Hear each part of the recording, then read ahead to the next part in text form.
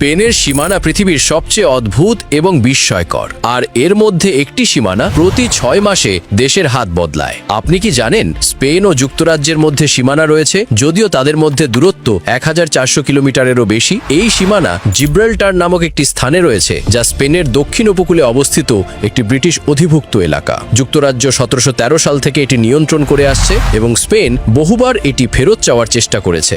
আশ্চর্যের বিষয় আরও আছে। স্পেনের একটি ক্ষুদ্র এলাকা রয়েছে যার নাম লিভিয়া, যা সম্পূর্ণভাবে ফ্রান্স দ্বারা ঘেরা। এটি স্পেনের মূল ভূখণ্ড থেকে মাত্র 1.6 কিলোমিটার দূরে এবং এখানে প্রায় 1500 জন মানুষ বাস করে। এখন চলুন দক্ষিণে যাওয়া যাক। স্পেনের দুটি শহর রয়েছে উত্তর আফ্রিকায়, সেউতা এবং মেলিয়া, যেগুলো মরক্কোর উপকূলে অবস্থিত।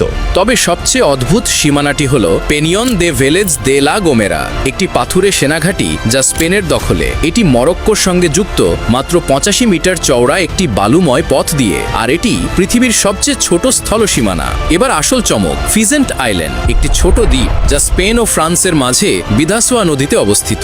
এখানে রয়েছে অদ্ভুত এক নিয়ম।